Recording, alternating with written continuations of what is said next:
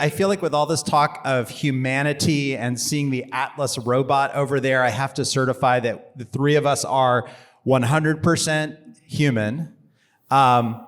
I think. Last time I checked. Well, yeah, we might need to take a Turing test later on. So I am really excited to be here. As James mentioned, I co-founded this organization called the Innovation Trail. I also have been covering innovation in Boston for a long time for the Boston Globe and now for Mass Live and WBUR. And so I really organized this event because my goal was like, I have some questions about what was it about the revolution that created this fertile environment in Boston and Cambridge that we still benefit from and live in today. And so my question for you is, can you raise your hand if you've been to any of the Revolution reenactments out in Concord and Lexington before, or you've seen Paul Revere's ride reenacted? All right, how about people who have walked the Freedom Trail? Not the whole thing, but just parts of the Freedom Trail. Okay, so we're all living in this world of Boston's Revolution brand. Just to do kind of slightly brief intros here, Jazz Doughton is a friend who has worked with us on the Innovation Trail. She works at Brandeis University during the day. She has been a tour guide at Taza Chocolate. She's worked for Rhodes Scholar. She was president of the Boston Toastmasters Club. So that sets the bar very high for public speaking, Jazz. Don't count my ums, please. Do count her ums now. And she also has a great YouTube channel called Black Gems Unearthed, which has a fantastic library of videos about Black history in Massachusetts. And then Bob Allison is someone I've seen speak many times. He's a professor at Suffolk University. He's involved in this great event that we were talking about this evening called History Camp. If you like history, you should know about History Camp in August. It's not an actual camp that you pack a trunk and go to, but it's just a one-day conference that they do at Suffolk. Bob has also been involved with the Colonial Society for a long time, and he's chair of the advisory board for Revolution 250, which gives you a great pin, I guess, once you sign on. That's right. To the advisory board. Should have brought more for prizes. Yes, you didn't bring any. We have a lot of prizes. So the prizes are going to be for like good questions, and then we're also going to do some innovation trivia at the end of this section of the agenda. So with that said, if you put questions in at any point, we will see them on the magic iPad up here. And so I would love to integrate as many questions from you as possible. And if we can bring up, we also have some visuals. So maybe in 1 second, bring up our visuals after folks have a chance to either enter slido.com or scan the QR code just to get your phone ready for any questions that you may have. Somebody already submitted a question. I think maybe even before they left their house, they sent us a question. We really are just going to structure this. My sort of three questions were like, if we think about before the revolution, what was going on here that created this interesting foundation? During the revolution, was there anything happening? And then after the revolution, and then James is going to take over. We're going to talk about what's happening in Boston today. All right, so can we bring up the slide deck? Oh, I can bring up the slide deck. There we go. Okay, I have the power. So can we talk a little bit about Boston before the revolution? And Bob, why don't you start? I mean, none of us were alive then. But what were some of the things that existed here that made Boston interesting and important? Well, one thing we see in this image is Long Wharf, which was the longest pier in the New World. And that really tells us Boston was innovative because it had to be. It was not as good a harbor as New York or Philadelphia. No real natural resources, nothing they could ship out. So Bostonians had to innovate. They had to figure out how to survive in this environment, as well as how to compete with people who had other things. So that was really the driving force in innovation here in the 17th and 18th centuries. What year roughly did we start building Long Wharf? Long Wharf was built in 1713. It came after a fire in 1711 that destroyed most of the downtown. And so they used the rubble from the fire, the old Boston. This was actually, I think, the first new Boston that we created over our 400-year history. And they used that to create Long Wharf, a third of a mile long. In fact, if you stand at the end of Long Wharf now, you're at the same place that would have been the end of Long Wharf in 1713. the harbor has the harbor has been filled in. This is just another image which I like to show because you know who created this image. Paul right? Revere. Paul Revere created this engraving of Long Wharf. Yes.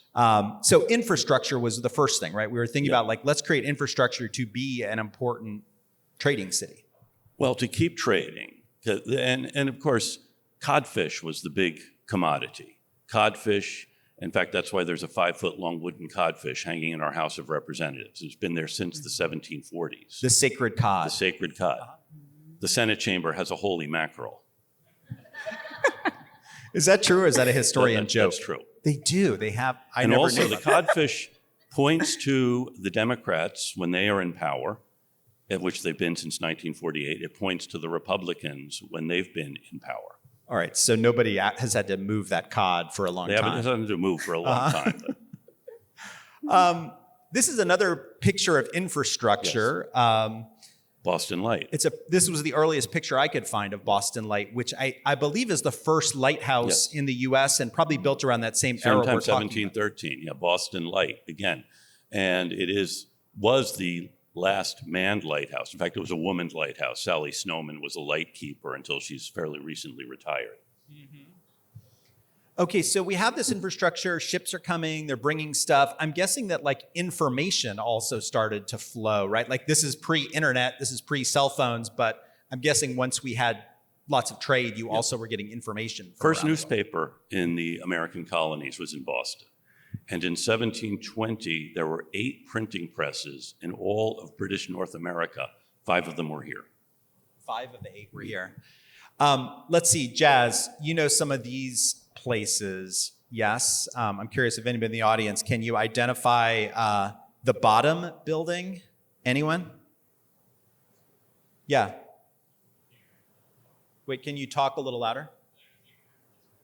That building is actually, it looks like the Museum of Natural History. It's actually the first MIT building that was built on Boylston Street. But the one that survives is now Restoration Hardware. I believe that's the former Museum of Natural History building. And this one does not survive as the original MIT building. So let's talk about education. You both work in the world of education. I mean, this is another piece of our pre-revolutionary infrastructure, right? Yeah, I mean, when we think about Boston, like the early days of Boston, we were founded by Puritans. And so the Puritans, they really found education to be important. So one of these images, the top one, I believe, is Boston Latin. So one of the earliest schools in the colonies.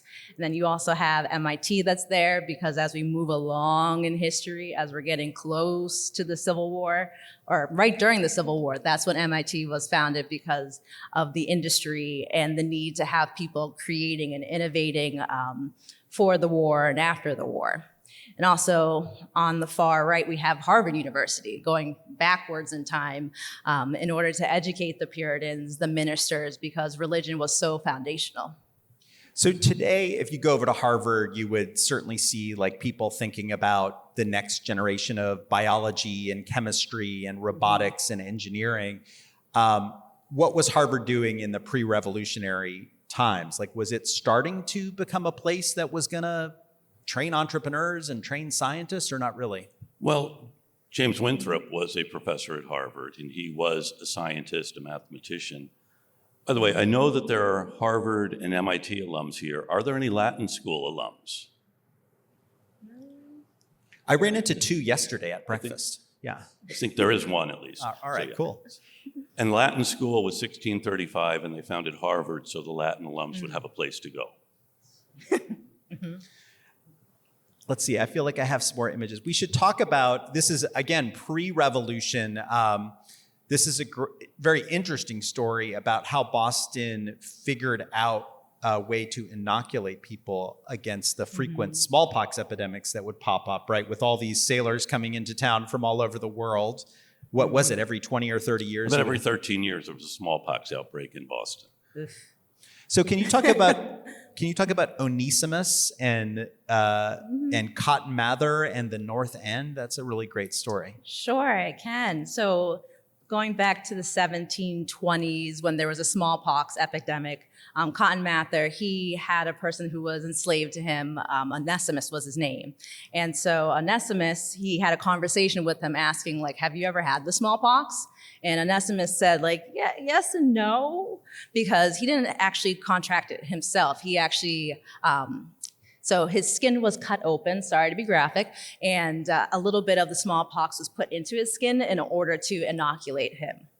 And so Cotton Mather hears this story, he sees this outbreak that's happening in Boston, and he decides to share this information with another Bostonian who was a doctor and suggested, hey, perhaps we can use this method to prevent the spread, because if this is happening every 13 years, we've got to do something about it. And they tried it out. Zabdiel Boylston was his name. He actually tried it out on his kids and another person that was enslaved to him, and they found success, and they told the people of Boston, let's try this out. And there was a variety of responses to this.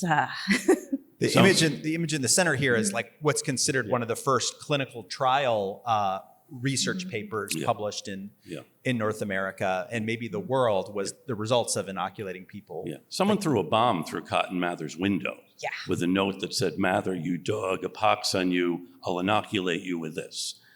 And they said, and James Franklin starts a newspaper to attack Cotton Mather. Think of it, Cotton Mather is their leading theologian, but he's the one pushing inoculation. The Franklins are the ones opposing this. With other doctors, every other doctor in town said this is crazy to adopt this. Why are you going to inject yourself with something that can kill you? And they said, what do these things have in common? Executing Quakers in 1660, executing witches in the 1690s, inoculating yourself with smallpox in 1720, Cotton Mather's behind all of it. Mm-hmm. And to take the advice of an enslaved black man was just crazy. But he was right. And you can't find a lot of trade. No one knows what Onesimus looked like. There were not portraits painted of enslaved people frequently in that era. But if you're ever in the North End in North Square, there is this sculpture that includes a mention of Onesimus and the smallpox inoculation revolution that happened here. And again, we're still pre the American Revolution. Can we touch for a minute on during the American Revolution? Or actually, sorry, I think we have one more. This is my during slide. So this is George Washington taking control of the Continental Army in Cambridge Common, not far from here. Did innovation and did a lot of stuff pause once the revolution started? The schools shut down, but of course the Army had to innovate. We didn't have a way of manufacturing gunpowder. We have to figure out how to do that. Or manufacturing cannon. We have to figure out how to do that. Henry Knox, a Boston bookseller, he loved books about military technology. He was able to design forts, a fort in Roxbury, at Fort Hill in Roxbury. So again, innovating because they have to. And war is a great push, makes for a great necessity. It's the things you have to do in order to survive and compete with a much bigger, much better armed power. I think I learned this from Bob Krim, who's in the audience, but post the revolution, there was kind of a recession or depression in Boston, right? There was kind of this need to think about how do we reboot the economy, right? Yes, there was. And Boston itself was in really tough shape after the war. Most of the civilian population had left. But we do have an influx of people from other places like Beverly, Salem, who come to Boston because it's a better harbor. But yeah, what do we do next? And the British had shut off the Mediterranean and the West Indies, so Bostonians pull their resources and start sending ships to China in the 1780s and getting involved in a trade with China, actually sending ships to the Pacific Northwest to get otter pelts, bring those to Canton and trade them for tea and silver, and then bring that back to Boston. So they create a Pacific trading network in the 1780s and 1790s. I think this next image, Jazz, we're going to go back to you and talk a little bit about Quock Walker and something that happened right around the time the revolution was ending in the 1783 time frame. Let's see if we can go to the next slide and show some of your video. I know we have you here live, but I'd love to give people a taste of and I can follow this video about Quock Walker. And Nathaniel had different ideas as far as freeing Quock went. We're passing by the area where Nathaniel Jennison owned property in the 1700s. This is where Kwok would have lived and worked and would have been frustrated that he could not be free. Kwok turned 21 and Nathaniel did not give him his freedom. Kwok turned 25, no freedom. Kwok turned 28 and still no freedom in sight. So Kwok decided, forget this. And he left the Jennison's property. He fled to the one place where he knew he could work, earn a living, and be free. Kwok escaped to go work for Seth and John Caldwell. That's right, I said Caldwell, as in two brothers who were part of the family of James. That is the former farmhouse of James Caldwell, and this is the former property. Evidently, they convinced him to come up to where their property was for him to work there and to be a free man.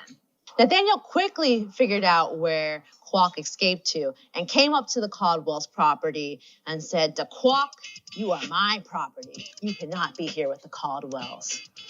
But Kwok was not listening. He must have said to Nathaniel, "Hey, I was promised freedom. I'm not going back with you." And he did not go back. But then Nathaniel returned with a couple of men and severely beat Kwok and dragged him off of the property. This must have been incredibly traumatic for Kwok, but he found the courage to lawyer up and to sue Nathaniel for his past due freedom and for the assault and battery. All right, so I love the video. That's why I wanted to show a little snippet of it. It's worth watching the whole thing. But what's going on, not just with Kwok Walker, but there was another case too, where enslaved people went to the legal system and said, we want to be free. Yeah, in the 1780s, like right after, or as the American Revolution was ending, Massachusetts Constitution was created, and it said that all men are created equal and free, and that the law would actually support them in this. And so Black people, you know, we hear. So Black people heard what was happening with this new Constitution and decided to do lawsuits to get their freedom. So Kwok, when he was young, his first owner said that he would have his freedom when he was 25, but then that owner, James Caldwell, died, and his widow, said that she would give him his freedom when he was 21, but he didn't get his freedom then. And then she also passed. So the person that was next in line, Nathaniel, did not want to give him his freedom, period. However, with this Massachusetts Constitution, Kwok decided, I'm not going to stick around. So Kwok Walker was one of two people in the 1780s, along with Elizabeth Mombet, that was out in Western Massachusetts, who also decided, I'm going to test out this new Constitution and sue to get my freedom.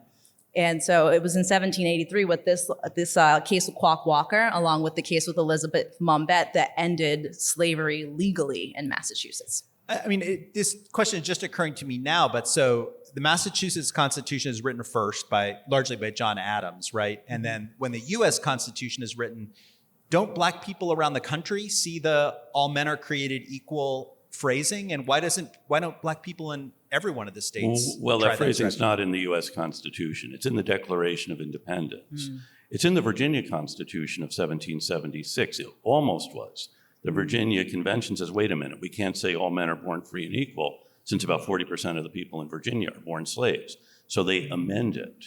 They put in a qualification so that they can justify owning people. They don't do that in Massachusetts, which to me indicates they understood these words meant what they said.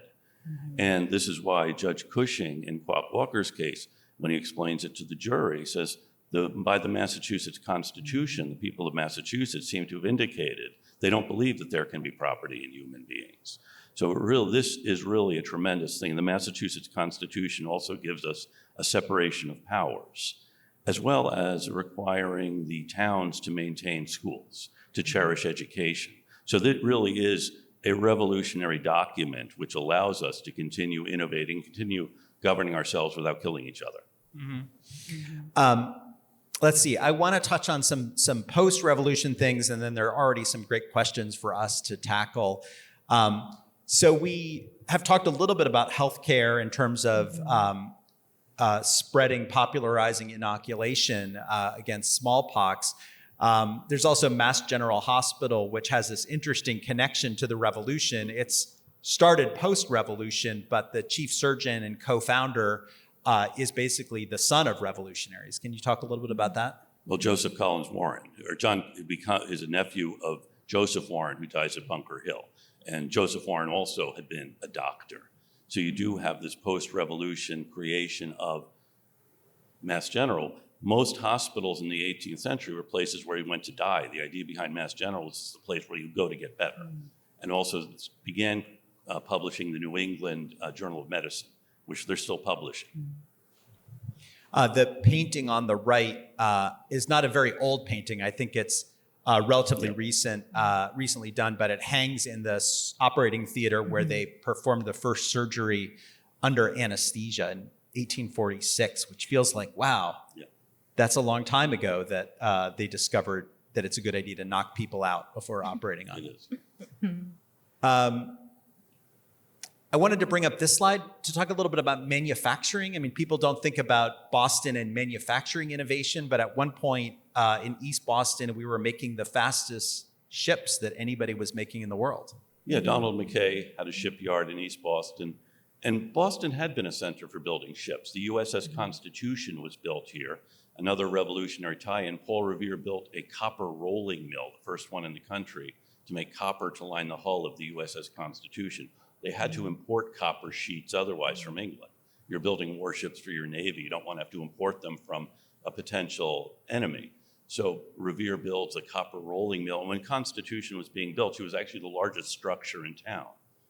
And we're building five other ships around the country at the same time. And I think one of the real ironies with Donald McKay building the fastest clipper ships, this is in the 1850s, and I don't want to in any way denigrate Donald McKay and his wonderful legacy, but the real innovation in naval technology at this time was actually steam power. But Bostonians are investing in sail power. And he does make really fast ships and beautiful ships. But you're saying we missed that disruptive technology shift from sails to Possibly steam we did, power. yes. This is maybe one other example I wanted to share just because I feel like you've done, or you haven't yet done a video about this You're guy on waiting the for left me. side, but I keep goading Jazz to make a video about Lewis Latimer. And these are just two great stories about entrepreneurs who found funding in the 1800s and the 1900s. The right side is a story that we shouldn't go into because it's a long, great story, but basically Technicolor was one of the first successful MIT startups. You know, it was two MIT professors getting together to say, we think the movies shouldn't always be in black and white. And they put their first... I encourage people to go on the innovation trail where they tell this story in a really brief snapshot. It's a really compelling story. Thank you for saying that. And I always love to mention their first office was in a railroad car because they weren't sure where the center of the movie industry was going to be. It definitely wasn't going to be in Boston because of winter and our short days. And so they wanted to have kind of a mobile office that they could connect up to a train going anywhere in the United States that someone was making a movie. But do you want to talk a little bit about the guy on the lower left, Lewis Latimer? I sure can. Lewis Latimer, he almost was the story that didn't happen because his parents, they were enslaved in Virginia in the 1820s, 30s, and they came by steamboat. They fled from Virginia to Boston, an area where they could be free. But when they fled up here, their owner notified the people of Boston, if you see this couple, they are not free and they need to be returned to Virginia. And so his father, George Latimer, he was locked up and the people of Boston were not having it. I mean, the abolition spirit was in Boston. So while he was locked up, there were protests about it and money was found so that they were able to release him. And fortunately, he was able to go free so that his parents were able to live their lives and have children, including him himself, Lewis Latimer. So Lewis Latimer, when he was young, he went into the Civil War, but when he came back, he was looking for work and he found a job at Crosby and Gould. Did I get it right? Okay, I got it right. So he got a job at this office that was supporting people that were creating patents. And while he got a job just as an office boy, he kind of looked over the shoulder of the people that were doing the drafting. And he was a really smart person and very educated. So he was able to learn by observing and by practicing, so much so that eventually he was allowed to do drafting. And in his experience there, he ended up getting to work with the Alexander Graham Bell. And he also ended up going further with his career, helping or actually making a patent for the light bulb so that it would actually last a longer period of time, which I'm thankful for because I don't like the dark. And it's interesting. So he starts his career in Boston. He works on the patent for the telephone. And then eventually at the end of his career, he's working for Thomas Edison in New Jersey. And he's basically the only black man among this group of Edison's lieutenants who are known as the Edison pioneers. I think this video is writing itself. A couple more quick slides. After World War II, similar to after the Revolution, people in Boston are thinking, how do we restart the peacetime economy? There's a Harvard Business School professor who basically invents the first venture capital firm, American Research and Development. Was sharing the story earlier today. Cambridge, as MIT and Harvard started doing work with recombinant DNA, the city of Cambridge tried to shut it down. Do you recognize the guy in the bottom of the slide? Bob? Far away. Al Vellucci was the mayor, and he was a non-college educated mayor of Cambridge who used to like to stick it to Harvard and MIT whenever he could. But they wind up developing guidelines for how you could do work with recombinant DNA safely, which leads to Cambridge becoming the safe place for biotech companies to locate. Just kind of in wrapping up, I always like to say when we're working at our best, and Jazz and I often have the conversation about there have been moments when Boston is not at its best living up to this, but we do blend people from out of town and the natives, history and the future, race, gender, class, religion. It's definitely a city that I feel like when we can mix young and old, does really well. And then just two kind of slides mentioning some information about the Innovation Trail. You can follow us on Instagram. You can check out the website. We have a bunch of free tours coming up. And then this is just sharing Jazz's awesome YouTube channel, some of Bob Allison's fantastic books. And let's get to some questions. Is that okay? Thank you for submitting questions. One question is, how much did Benjamin Franklin contribute to the spirit of innovation in the revolutionary period? Benjamin Franklin was very young, right, when the revolution... Benjamin Franklin was 70 years old. Oh, when he's the already revolution 70 years old. happened. He was young when he lived in Boston. Yeah, he ran away when he was 16. He brought things from Boston, which he introduced into Philadelphia, making it a city. Cleaning the streets, lighting the streets. He comes to Boston. He returned to Boston about every 10 years. And on one of his visits in 1740, there is a Scottish doctor named Spence who is, Boston did not allow theater. So if you wanted any kind of entertainment or perform any kind of entertainment, you'd have to do what we're doing, which is have a moral lecture. And Dr. Spence's moral lecture was how to cure diseases of the eye using the electrical fluid. And he would get a small boy, maybe an 8 or 10-year-old boy. He would suspend him from the ceiling horizontally. Actually, the Museum of Science might think of doing this. And then Dr. Spence would have a glass tube he would rub on a piece of sheepskin. And then he would touch the boy's feet and sparks would shoot out of the boy's eyes. I don't know if it cured diseases of the eye, but this was really a great thing to see.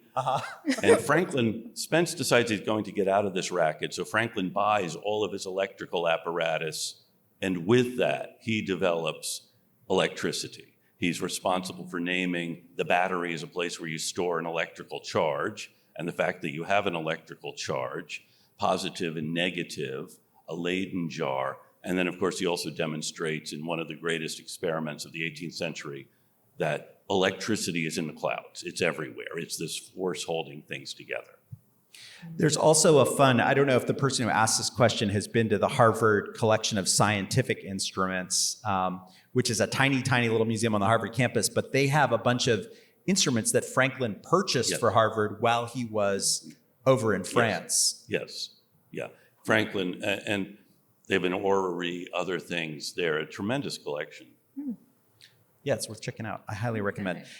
This is not a political question at all. Given the ignorant anti-science administration and its determination to destroy Boston's academic community, what can current Massachusetts residents do to create a counter-revolution? Do we secede or do we try to join Canada? That's Jazz, great, this Jazz. question is clearly for you. Whew, loaded. I can't imagine how we would join Canada just based off of geography. But We have to reunite with Maine and New yeah, Hampshire we'd and have to Vermont. get New England to kind of join sides with us in this strategy. I mean, Vermont probably would do it, but New Hampshire, I mean, they live free and die, so I don't think they would cooperate. So I am not sure what the best approach is to this, but I hear the question, and it's a good one because we've got 3 years and how many more months to go? We've got a Like long 3 years time. and 9 months to go. It's a long period of time. As an employee of a university, you're taking a pass on this question. Well, no, I don't think the question is really pressing. Can you have scientific inquiry simply relying on the largesse of the federal government? I think one of the things we've seen in universities is a certain complacency that is not challenging one another's ideas. And I think we in New England, particularly in Boston, tend not to listen to other voices. And I think that's something we need to do. You know, science has always been and we saw that, I don't want to, again, I'm not going to here to talk politics, but during the pandemic, we saw a refusal to look at what might have caused it. Is it people eating bats, or might have been made in a lab? And you couldn't say the wrong thing. And I don't think you can actually have a scientific environment where people are afraid to speak their minds. It's a great point. I guess the thing that I would add is, we have gotten very accustomed to hoovering up a lot of federal funding at our educational institutions. That probably goes back to the creation of the land-grant universities, right, of which MIT was one. And so I like the idea of igniting a counter-revolution and saying, science, technology, progress, competitive advantage matter. And we in Boston have always been the leaders of that. So we should lead again. If you think about it, though, Scott, Boston's greatest man of science of the 19th century was Louis Agassiz. He was hailed as the great scientific thinker. His specialty actually were glaciers. But then he ventured into commenting on lots of other things, including the difference between races and other things, which is why his name's being scraped off every building on which it was lovingly put in the 19th century. So I think we always have to be careful of received wisdom of any kind. I know, I agree with you about being careful about received wisdom. I'm just saying we have occupied, what we've been talking about tonight has been like, we've occupied the cutting edge of like, hey, let's solve the next problem, whether it's a societal problem or whether it's a medical problem, like it's better to knock people out before you cut them open. I think we have a lot more of that in us, but I worry about saying, oh, we're gonna do that for the next 50 years with zero federal dollars. Coming to our universities. Well, I don't think or a our country R&D that's labs. however many $1 trillion in debt we are can continue saying we're going to give money out. I know we didn't come here to talk about economics or politics, and I always say historians often can tell you what has happened, but when we start telling you what will happen, you should go and talk to someone else. So a couple more really good questions here. Can you talk a little bit about the streetcar infrastructure and the original subway and maybe why we fell so far behind since with public transportation? Not too familiar with this one. That's a very good question. And I think, of course, the public transportation system wasn't built as a public transportation system. It was built by the West End Street Railway Company, the other railway companies. And they were created into the Metropolitan Transit Authority in the 1940s. And their big problem was they were built by taking on debt. And the company has to be able to pay off its shareholders, its debtors, but then the legislature mandates that they give the lowest possible, transportation at the lowest possible price. And these are two incompatible goals, but we can understand why these were their goals. And so the MTA in 1948, whenever it was created, had this tremendous debt they had to pay off, and their solution was to try to raise the fare. And we've seen over the past 20 years simply deferring maintenance to it. And now, fortunately, the new director has been putting money into reversing that. So it doesn't take you an hour to go from Braintree to downtown Boston. or you don't have constant shutdowns on the Green Line. It is running better now, I think, than it's been in my whole experience in my 40 plus years in Boston. So what comes next? I was just thinking on the walk over here, you have so many different forms of transportation we're seeing. Canals, which were the great infrastructure improvements of the 19th century that were replaced by railroads, and automobiles. So I think it is an adaptation. This is another good question. We could probably have a whole session on this. Right, and it also, I guess the thing I would add, there are some interesting ideas floating around. There's something called the Mass Mobility Hub that's trying to think about, like, what is the next generation of getting around Eastern Massachusetts and potentially getting to the central and western part of the state. They have some ideas like, hey, there's commuter rail lines that do not carry a lot of people over the course of a day. And if you pulled up the commuter rail track and put autonomous shuttle buses on that same right-of-way, you could carry a lot more people a lot more conveniently with fewer emissions. But, are we open to radical ideas, or do we just want to do what you're saying, which is let's keep maintaining and funding the expensive infrastructure that we started building in 1897, sometime. I think was the... And again, of course, one of the great Supreme Court cases of the 19th century, the Charles River Bridge case, because you had one bridge over the Charles River that the legislature had chartered in the 1780s. Harvard actually got a cut on the toll. And then once you saw it could be done, someone else wanted to build one. But the Charles River Bridge said, no, we have a monopoly on this. 1820s, the Commonwealth allows another bridge, and it goes to court because the Charles River Bridge did not think that the state should be able to make their investment worthless. And the Supreme Court rules that it's sort of the principle of creative destruction. You have to allow new technologies. Otherwise, you would not be able to build a canal or a railroad because those would put the turnpikes out of business. So that's, again, change is always difficult. And it depends, I think, on which side you're on, how you're going to respond to it. I love it. Can we move on? I would love to, if you get your phones ready, we're going to do a little innovation trivia before we wrap this segment up and turn things over to James. And here's how this is going to go. If you have your phone, there will be a QR code that you can scan or a URL that you can go to momentarily. There we go. So the URL is pollev.com/InnoLead, or you can scan that QR code, and then you should see a sort of placeholder page that we're going to get started. Are we allowing Bob Krim to participate in this?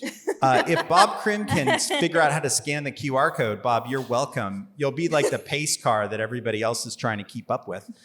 And we have amazing prizes here. We have some coffee mugs donated by the Museum of Science. We have an Innovation Trail water bottle and some Innovation Trail hats. So the thing I always like to mention before we start one of these trivia quizzes, you get more points per question the faster you answer. So don't overthink it. Is there anybody that is still waiting to load that page and needs another second? Okay. All right, Bob, don't shout out the answers, okay? Just think to yourself, I know the answer to this question.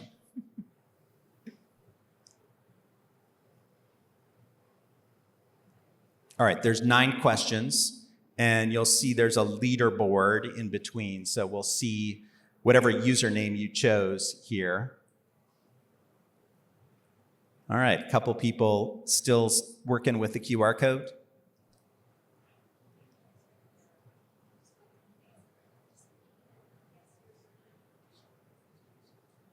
Okay, we have tech support happening in the audience here. I love it. The audience helping one another. Okay. All right. Let's see. I think I'm just waiting on maybe 1 or 2 more. Do you want to do tech support for the rest of the audience? Anybody else need help? Raise your hand.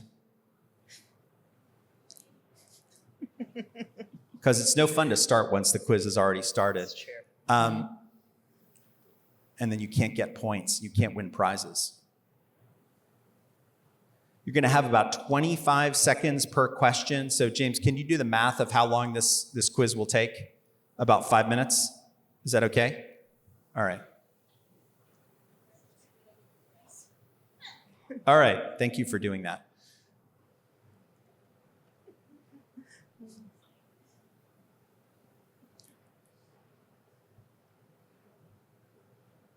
Everything about my computer is working slowly today. All right.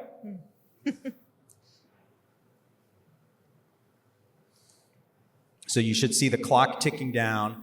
When the chocolate bar melted in Percy Spencer's pocket, it led to the invention of one of these things. The cell phone, the microwave oven, foil wrapping for chocolate bars, or the radar gun. You have a voice made for podcasting or audiobooks, Bob. All right. We're starting easily with the easy questions here. Okay. All right, we tricked some people here. Change the font size so we can see what's going on here. All right, so you can see who's on top in the leaderboard so far. We don't want to shame those people on the bottom. Which of these sports was invented in Massachusetts? Baseball, soccer, volleyball, hockey. Nicely done. You can do the next one.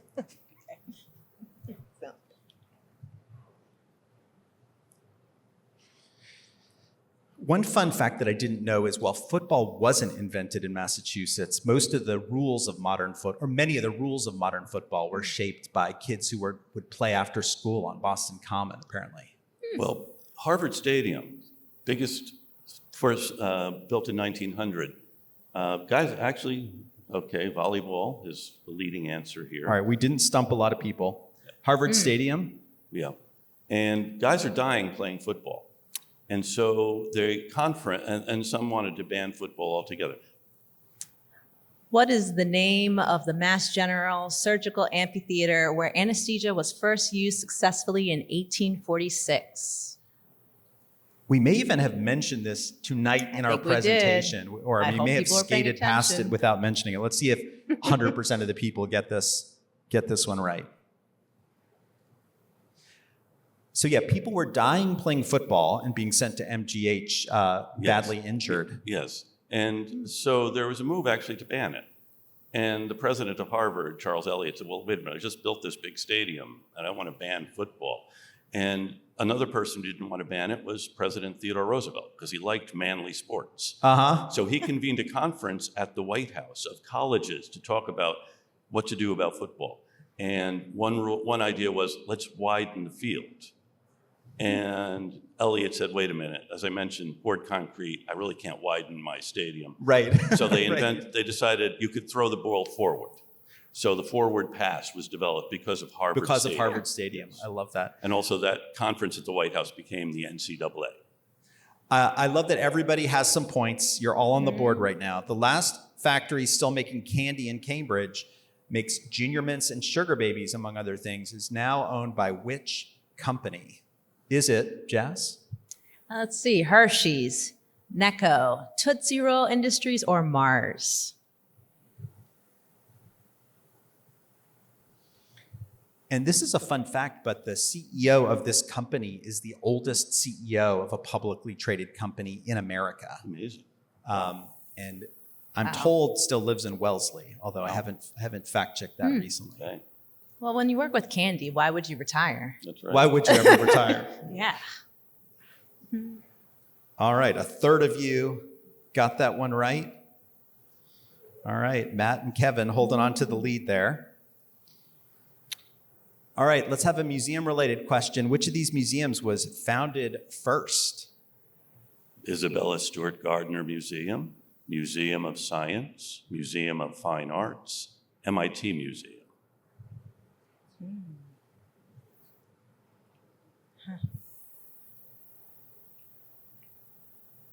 Can you raise your hand in the audience if you've been to the new MIT Museum in Kendall Square? Right. Highly recommend. It's part of the Innovation Trail. They also have a great exhibit about AI. All right, let's see. Oh, you thought the Museum of Science was you thought the Museum of Fine Arts was the older museum. We had to have a question where our host is the correct answer. Yes. Okay, we're getting a little tougher here. 3 of these inventors worked in Massachusetts at some point in their lives, but one did not. So which one of these inventors did not work in Massachusetts? So we have Thomas Edison, Benjamin Franklin, Alexander Graham Bell, and Philip Farnsworth. Philip Farnsworth. Ooh. Need a new pair of glasses.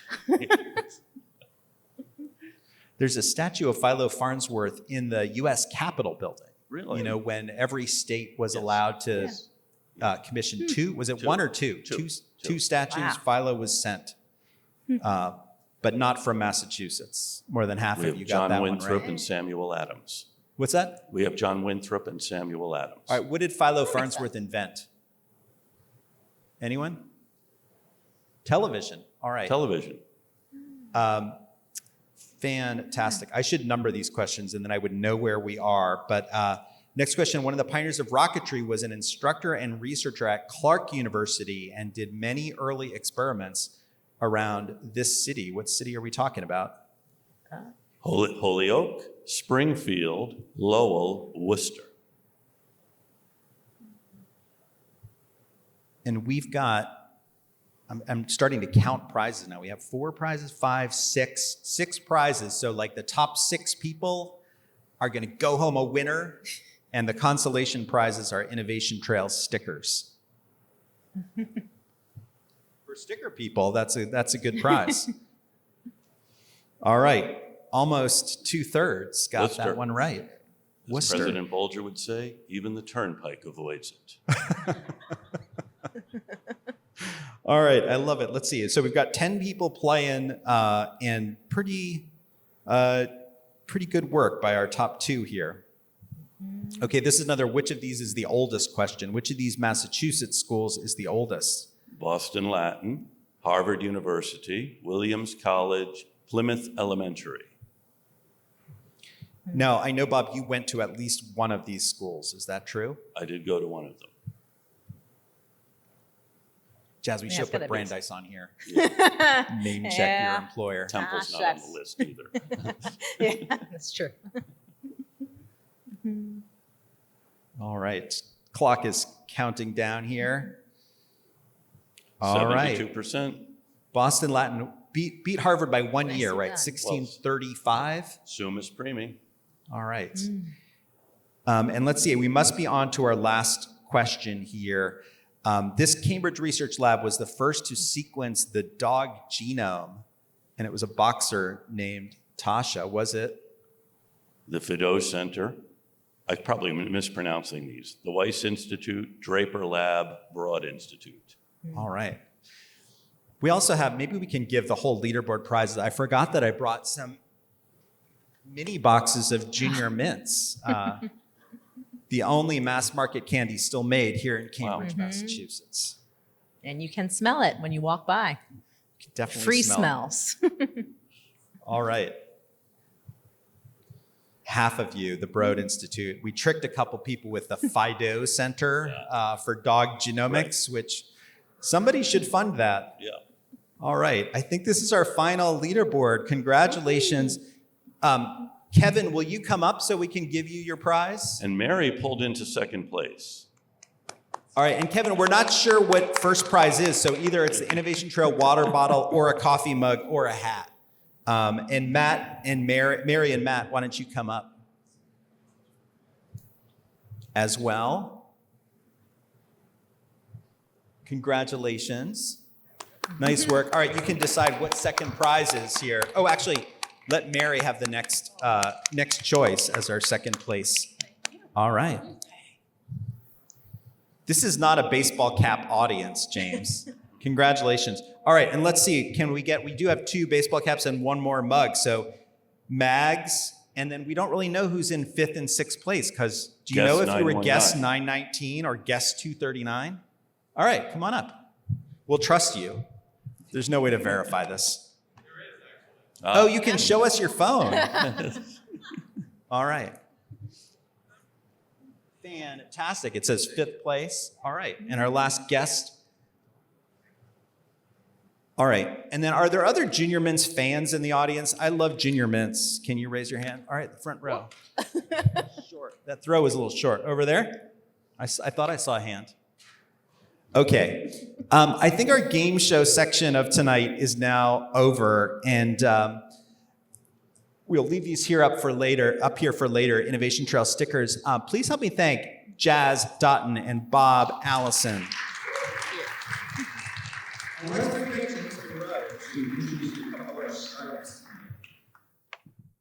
let's keep it going, please. Another hand for Scott, Bob, and Jazz. Thank you so much. What a wonderful conversation. And yes, 2030 will mark our 200th anniversary as a museum.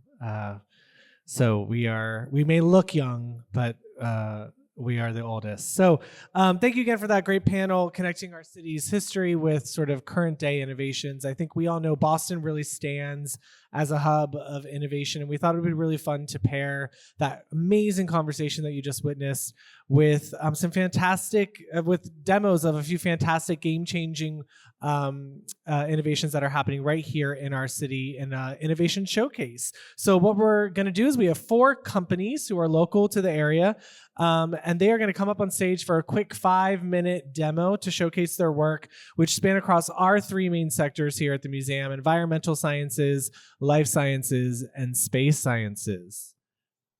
And so first off, to kick us off, I'm really thrilled to welcome to the stage Annika Rawlik, VP of Engineering at the Aurelia Institute. Please welcome Annika. Awesome, thank you. Is the slide gonna show? Oh, thank you. There we go. I swear I actually do rocket science, but yeah, so as James said, my name is Annika. I'm the VP of Engineering at Aurelia Institute. And Aurelia is a nonprofit space architecture research and development house.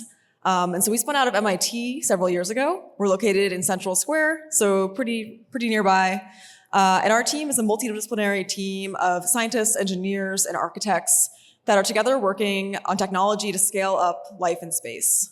So we work on everything from self-assembling structures to how to design the interiors of space stations to accommodate a more diverse astronaut population as more people start flying to space. So today I want to talk about those self-assembling structures, and specifically our flagship project, Tesserae. So Tesserae is a modular, self-assembling space structure paradigm that has potential to revolutionize the way we construct large infrastructure in space. Before I start talking about Tesserae, I want to talk about how we currently build in space. So for those not familiar, this is the International Space Station, or ISS. It's still flying, and it's been flying for about over 20 years now. So it's 90s technology, and it took over 40 rocket launches over the course of 13 years to construct it. It also took 2 robotic arms, courtesy of Canada, and over 100 hours of astronaut extravehicular activity time, also known as spacewalks, where the astronauts literally have to put on a spacesuit, go outside, and start connecting things on the outside of each module. Obviously, this is not that efficient. It's pretty dangerous to the astronauts, and it also just takes a long time to assemble. Notably, you may have heard of some more recent space companies who are designing the next generation of space stations, like Axiom and VAST. And while they're making novel, state-of-the-art space stations, they're still using this construction method. And so Tesserae is our project. And so it is a tile-based assembly paradigm. And so each of these tiles is equipped with a computer on board so that each tile knows where it is, how fast it's moving, where its neighbors are, whether or not it's actually built the thing we want it to build.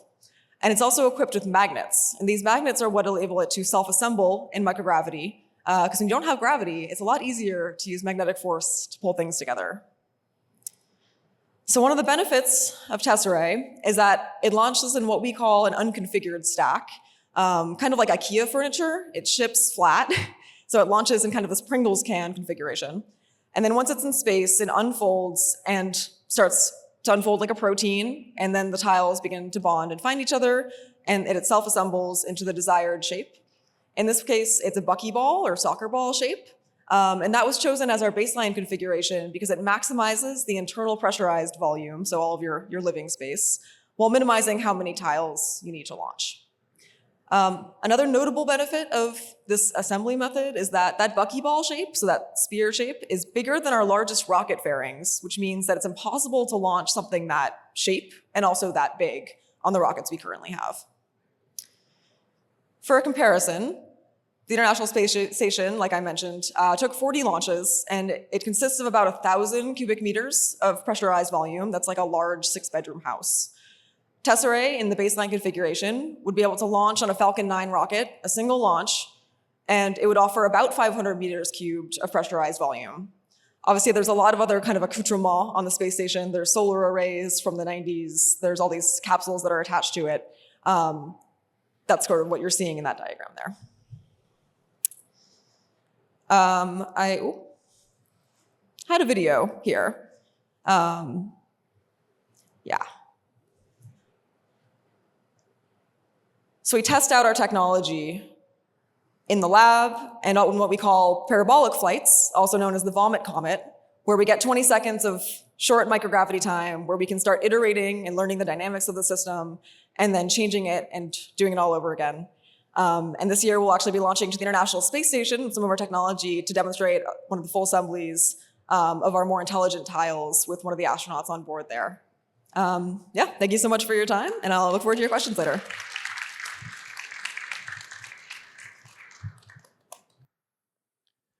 Thank you so much, Annika. And really cool fun fact, there are some samples of the Tesserae panels here on site at the museum. They're sort of on display near the Omni Theater, near the planetarium, perfect place. So I encourage you to come on back when the museum's open. You can go, that's in the free part of the museum, and check those out. All right, we are gonna keep it moving to our next speaker, whose work is really shaping and creating a sustainable future for us all. Please welcome to the stage Serene Grama, co-founder and CEO of Transera. Thank you, James.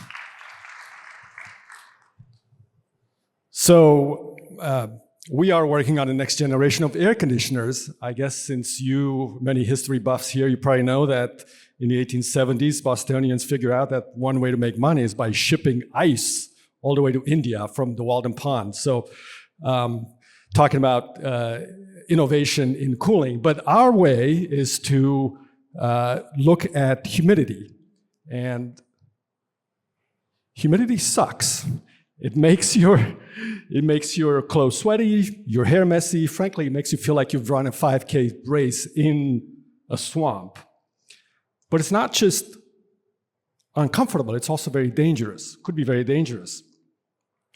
You probably know that the body uses sweat to cool itself. And when it's moist, when it's humid outside, the body can't sweat enough to cool itself. So when there's a lot of moisture, the body just shuts down, and that could lead to many heat-related stress.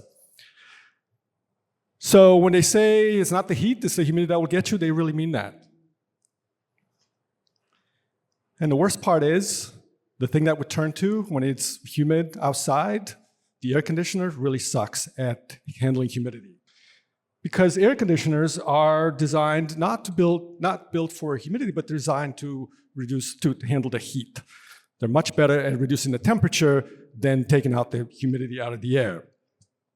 So they can cool the air effectively, but they cannot remove the humidity very effectively. In fact, because of that, air conditioners account for 4% of global greenhouse gas emissions, twice as much as aviation alone, twice. It's pretty incredible. So now, with more heat records every summer, we need to do something more than ever about air conditioning, which is forcing us to make a choice between our own comfort and comfort of our planet. And that's an expensive choice to make. But what if you didn't have to make that choice? What if there was an air conditioner that was engineered to handle both heat and humidity in a much more efficient way?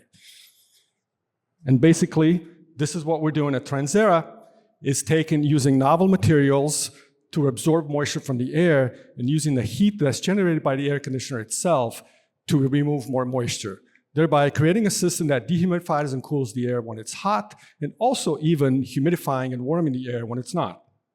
So I'll show you how this works.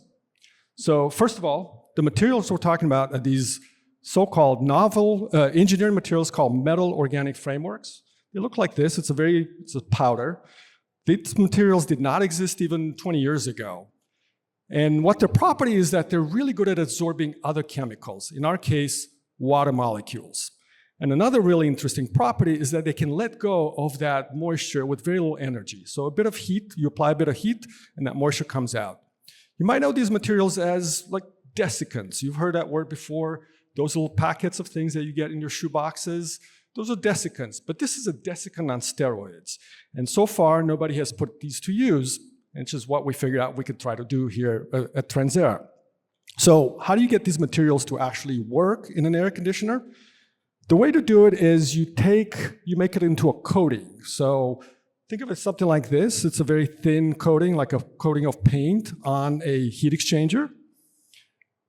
And this is what a heat exchanger might look like without a coating. So take these two and apply them in a clever design, and you get a much more efficient air conditioner. I'll show you how it works. So here's an actual air conditioner that we designed and built.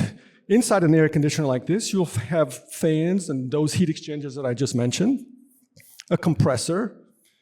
And so if you take one of these heat exchangers, there are two of them, usually one runs hot, the other one runs cold. If you apply that coating to the heat exchanger, as the air passes through it, the moisture gets trapped in the material. So what you end up is cool and dry air on the other side. But after some time, the material gets saturated. It's like a sponge, so it can no longer absorb any moisture.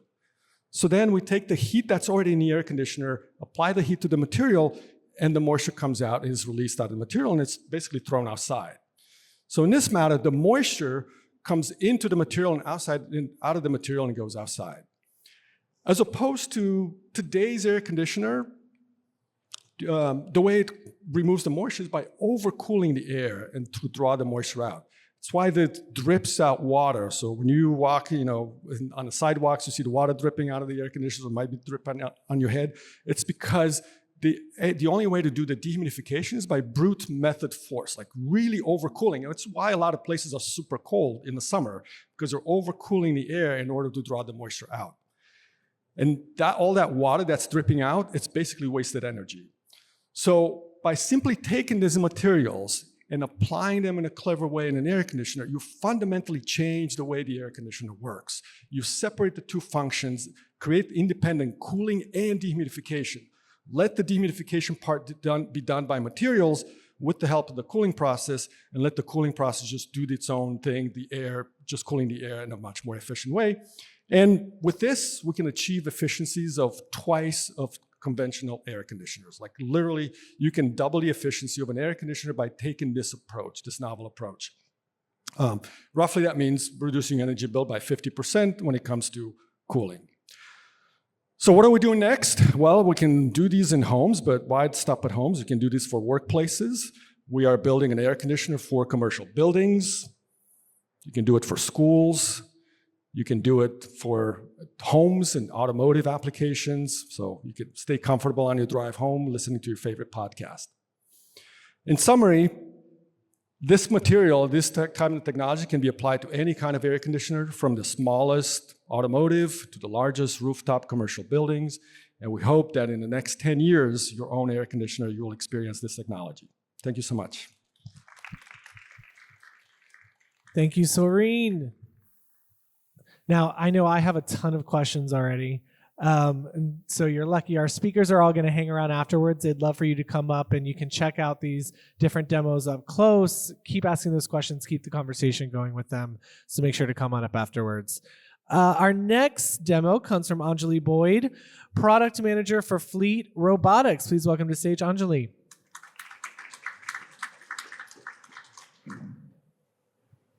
Hello. Awesome. So at Fleet Robotics, we're bringing autonomous submersible robots to an industry that Boston has known forever, the maritime industry. And since the beginning of maritime travel, vessels have been dealing with the issue of biofouling, which is this accumulation of organisms on a surface. And as a result of that, you get decreased efficiency, increased fuel use, and that drives up emissions, increased fuel usage, and costs the industry billions.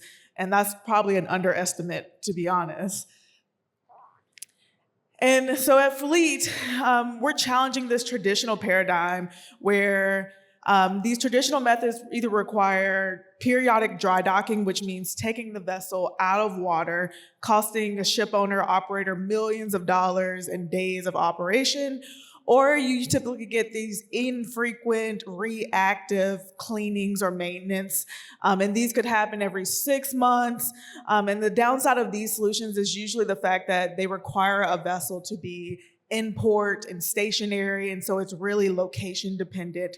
And when you're in an industry that is global, it becomes pretty challenging. And so what we've done is designed a robot that is autonomous, waterproof, and it's designed to live permanently on a ship 24/7. And this allows us to be able to go from this reactive state to more proactive maintenance and more data intelligence for the industry. And so how this works is there's a base station on the ship, which is where the robot lives. And whenever it's time for it to go perform a cleaning or a maintenance task, the dock station flips over, the robot walks down, performs whatever task it was assigned to do, and can return itself back to the dock station, all without any human intervention. And so this is our robot. Also right here, so if you want to come look at it, feel free. Very small, 3 feet long, 50 pounds. It's designed to be able to operate in a swarm, so you can have multiple robots per side. Honestly, we kind of stole the Roomba idea and made it for vessels. And what you can see at the bottom is that what is kind of our secret sauce are magnets. And these are what allow the robot to adhere to a vessel. And it also is what gives us tons of data on the condition of the hull, everything from biofouling levels to surface roughness, paint thickness, and all of that. And so we're really trying to make this industry more intelligent, more data-informed decision-making. And you can have, because these robots live on the vessel, you can perform these cleaning routines or maintenance routines every month, every week at these unprecedented intervals that have not been, available before, which then gives ship owners, regulators, data on the whole condition that we've never been had access to previously. And so, yeah, that is Fleet. We have our robot up here, so feel free to come up, take a look. You can also feel free to take some stickers as well.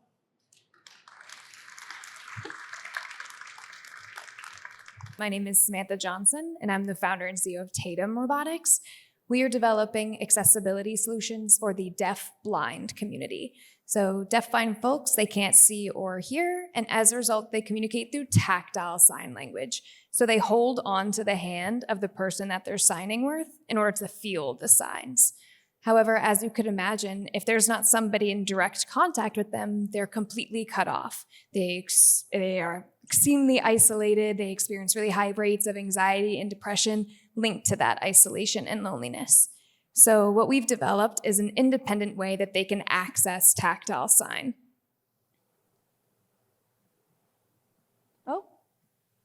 So as you can see here, what we've developed is essentially a computer for deaf-blind individuals.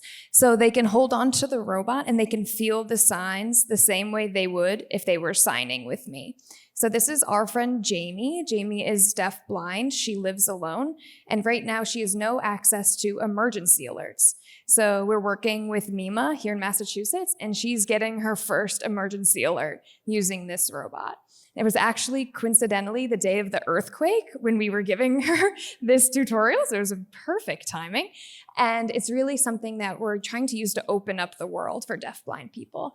We've collaborated with over 150 deaf-blind people. We are based out of the Perkins School for the Blind in Watertown, and we're gearing up to actually launch in July. So we'll actually be, I'm sorry for these ads on YouTube.